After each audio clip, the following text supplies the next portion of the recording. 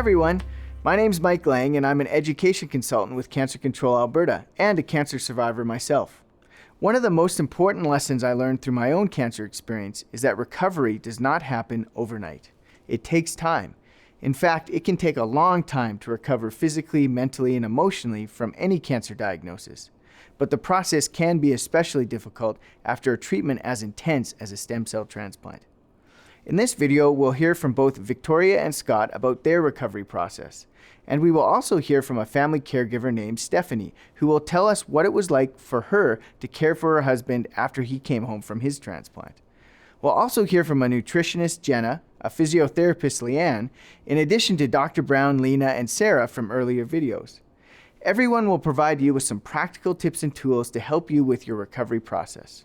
So let's get started. Well, it was kind of like slowly letting me out. So they call them day passes, where they just let you out for the day. You have to be back by a certain time because they have to give you a dose of something. You slowly get to go out a little bit longer. And then once they kind of notice that you are doing better and you're able to walk on your own and able to kind of get back into your regular daily activities, like walking around and cleaning up and that kind of thing, or you think that once you're out of the hospital that you can do anything, but you are still so tired and laying in a bed all the time. Even going for a walk on a daily basis is definitely helpful, but you will notice that when you are walking, you feel so much more exhausted than usual. You do feel a little bit of anxiety, you feel like you can't really do anything because you have been in the hospital for so long and they have been watching over you so carefully that you feel really overwhelmed and just anxious about going out. So when I would tell my family members that and my friends that, they'd be like, hey, I'm gonna be there. I will keep my eye out for sick people. We're not gonna be in a crowded area. We will go somewhere a little bit more private. And you just take baby steps. Maybe one day you go out on the deck and you enjoy the sun for a little bit, or go to the grocery store for a little bit. When I went home, I was so weak that I could barely go up the stairs. I spent a lot of time on the main floor. I had all sorts of adverse side effects, and when I got home, it was months later, and I was weak. And the more active I got, the better I felt about myself, better self-image, and just step by step, little steps, and just patience. What you're going through is one aspect of it, and what your family and your caregiver is going through is a totally another aspect that's equally as important. Don't be too proud, or don't be, saying I can just deal with it myself. If you need help, the best way to get it is to ask. After that first month, people still feel quite tired, and we try to see people relatively quickly after their discharge from hospital. We want to identify that those people that have those nutritional concerns, that have those nursing concerns, often the first visit back to see us can be lengthier than the standard visit because you're seeing 2-3 different people. After that first month, you'll start to feel a bit better. I often tell people not to worry about the day-to-day changes because those can go up and down. Think of it like the stock market, week by week by week. Think of where you were last week at that time, this week at this time, and notice the improvements that have occurred. In the second month, you'll feel better. This is where I encourage people to try to undergo normal activity.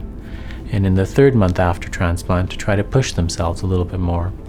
There will be a lot of variability person to person, chemotherapy regime to chemotherapy regime. It depends on what you've gotten, how hard hit you were, and how functional you were before the transplant. So it's hard to really specify individually how hard the chemotherapy may hit you, but the effects may last as little as 1 month or as long as 6 months after the transplant. It's quite variable. You never know where you as an individual are going to land in terms of the disease control or the complications of anything like this. But it's important for the patients to know that our team has a great deal of skill in managing the transplant process itself, the complications of the transplant process itself, and whatever the results of the transplant process could be. This is a very complicated process. We want you to understand as much as you can, so always ask questions, and we will always be with you. There will always be a huge team standing with you and behind you. So one of the things I think that's important is that the recovery takes time.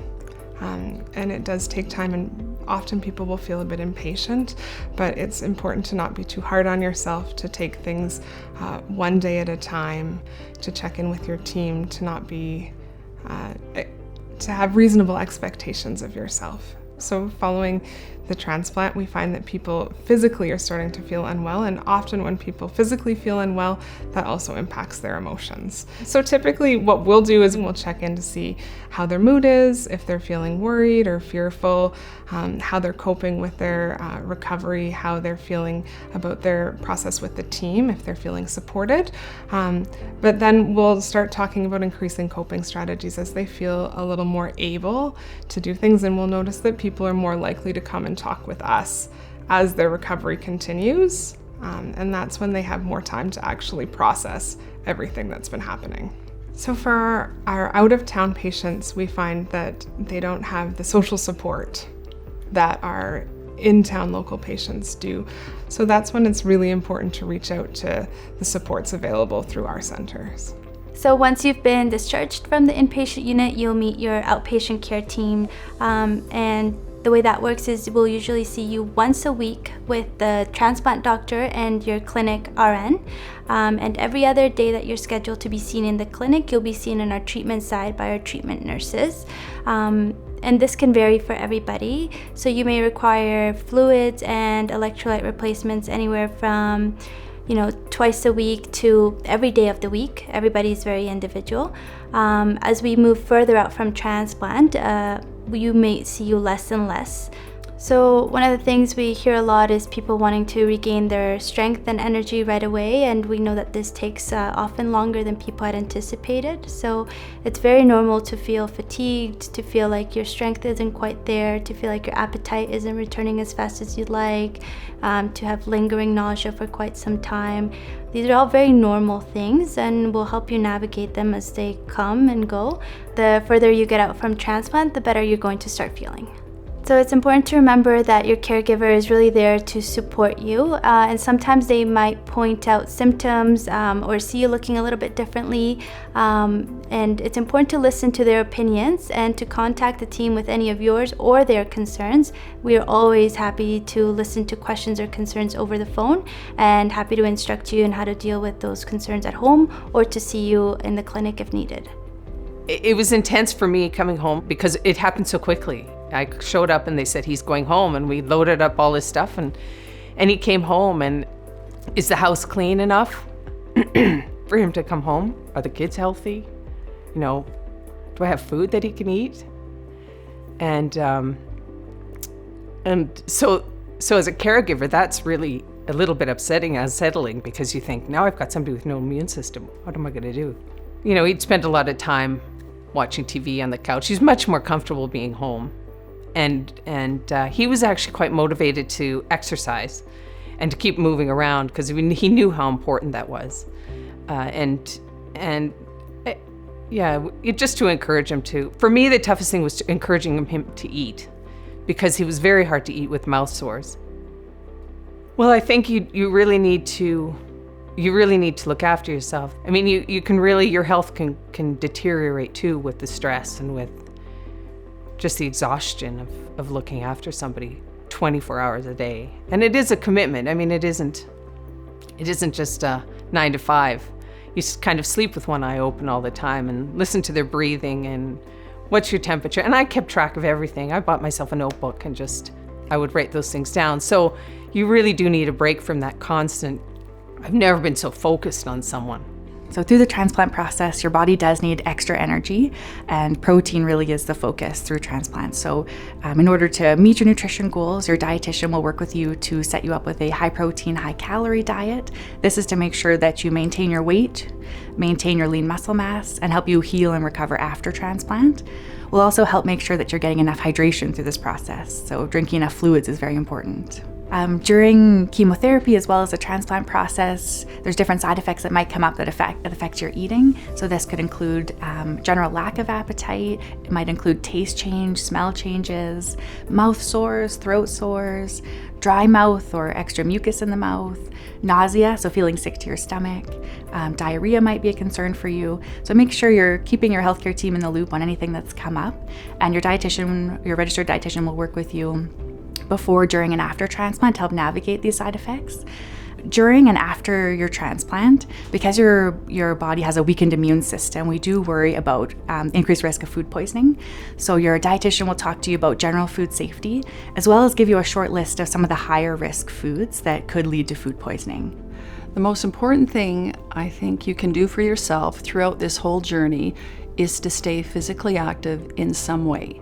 And that's just moving. That is standing up, walking around. That's moving your arms and legs somehow. If you're in bed, you can still move. If you're sitting, you can still move. And ideally, we'd like you up and about. That helps all of us. So it's just stay moving. Pre-treatment, during treatment, after treatment.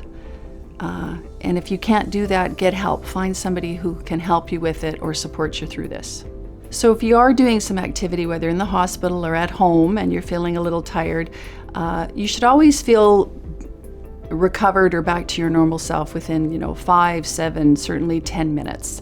If you're still feeling unwell after longer than that, again, you might have overdone it. You might have done too much weight. If you were using a resisted exercise, you might have walked too long or at too fast a pace. So you have to learn, how much can I do without overwhelming myself, because you can deplete your energy bank and fatigue yourself with exercise. While you're going through treatment, and certainly while you're staying in the hospital, if you are having trouble motivating yourself, or you really feel you cannot do anything to keep moving, talk to your healthcare team. There is usually a physiotherapist or an assistant that can help you with an exercise program, or just help get you moving, get you walking on the ward. Don't feel you're ever alone. Look for the supports to help you keep moving. You do get to go home, and you do get to go back to your normal life. It's not an instant like, hey, I'm back to being me. No, there's you need to grow your new muscles. You need to grow endurance and, patience and understanding to realize, as you're coming back, you might be coming back, but you're not there yet. Victoria talked about feeling like you can't do anything after you get out of the hospital, and that can be a little disappointing at first. Scott had a very tough experience after going home. All in all, the experience will be different for everyone, but taking small steps and trying new things like going for a walk or to the grocery store as you're able can help you feel like you're at least moving forward in your recovery. Well, that's it for this video series. I hope you feel like you've learned a lot about the allotransplant process and have a better idea of what to expect as you go through your own transplant experience. If there's one thing that I've learned from talking to thousands of cancer survivors, it's that with the support of your family caregivers and your healthcare team, you have what it takes to meet this challenge. There will be difficult days ahead, and your life may never look exactly the same after you're through. But as Scott and Victoria have shown us, it is possible to find a new normal after a stem cell transplant. Make sure that you ask for help, move your body as much as you can throughout the process, and follow the advice and direction of your healthcare team. If you do these things, you will put yourself in the best position to live well after your transplant. Thanks for watching, and I wish you all the best. I'll see you later.